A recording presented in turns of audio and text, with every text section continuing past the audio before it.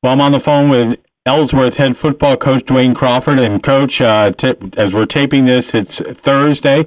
You've gone through 4 days of practice. Tell us how it's gone. Yeah, it's gone pretty well. The weather has been fairly cooperative. It hasn't been near as hot and humid as it was middle of July or towards the end of July, and so that's helped out a lot. So, but yeah, 8 practices in, and the kids were definitely dragging this morning.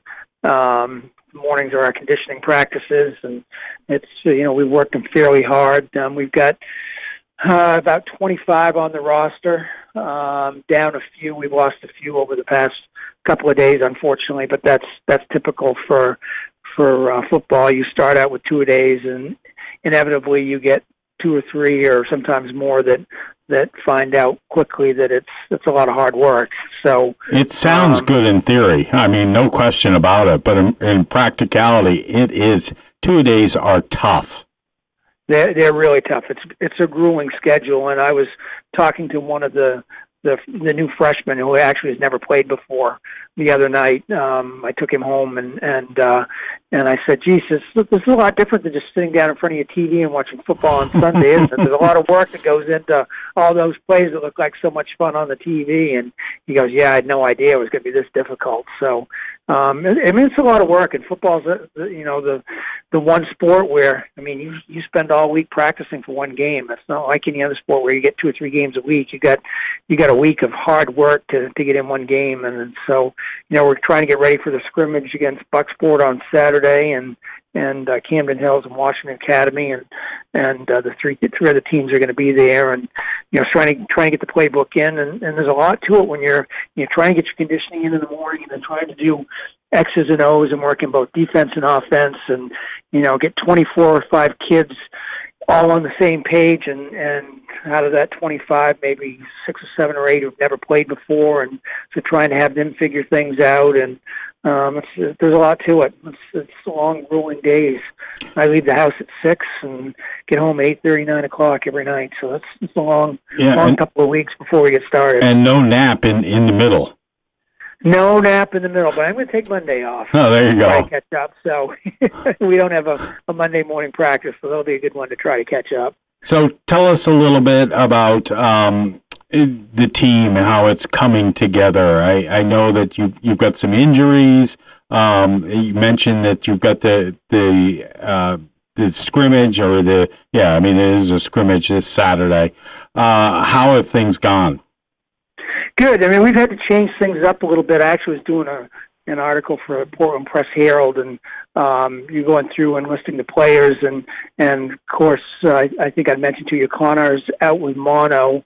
He's going to miss the first game anyway. Maybe he'll be back in time for the second game, but that's 1,700 yards total offense that we have to replace. So we've had to change things from last year, and when you've got the league's leading back that's not going to be out there, we've got to make some changes in what we do. So we've done that, and it looks really good. I mean, we've got a very experienced team.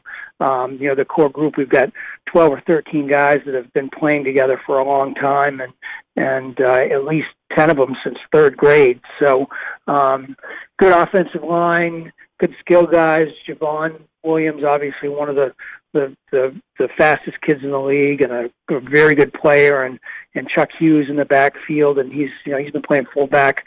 I think he probably started when he was a freshman playing for us, so he's a big kid, and Javon was 2nd on the team last year with touchdowns, and Chuck was 3rd, and those 2 guys are gonna pick up the slack there, and it's come together pretty well. So I'm confident, and we got some good guys and a good offensive line, and defensively, same thing. We just flip those guys around, and I think the biggest thing between this year and last year is that last year we had 11 guys we could put on the field that were very good.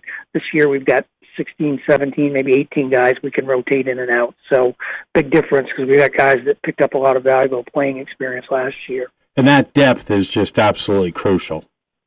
Yeah, it is, and I mean, we really need 30 guys on the team. You really would be nice to have 20 or 25 guys you could rotate in around, and obviously that's not going to happen for most Class D football teams.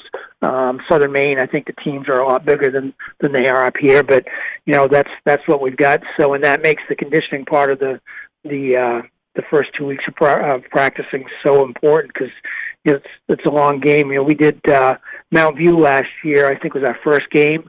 We played 168 total snaps in that game, going into overtime, and that was basically 11 kids on the field, right? And in 80-degree weather. So, you've got to be in great shape to stay out there that long.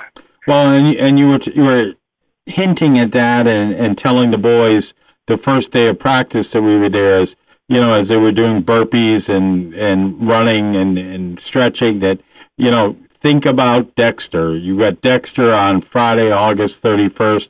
And that's a big, big game to start the season. That's a huge game. I mean, and this is obviously a year we want to build on going into. We went into the playoffs last year. We want to build on that. We want to go farther than what we did last year. And we lost to Dexter 2 games last year. So, beginning of the season, and again at the end of the season, and in the playoffs. So,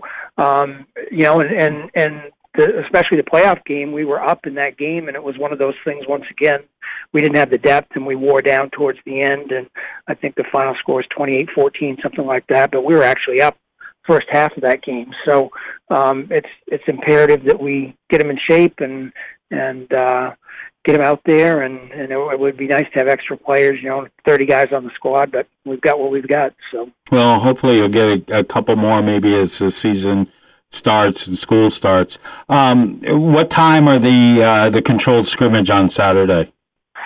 We start at noon. We actually play Bucksport first, and then Camden Hill second. So probably about an hour each game. Okay, so that is at Bucksport as well. It is, yes. All right, yep. And fans are of course welcome to come out and see that. And then next week it's the camp together with MDI.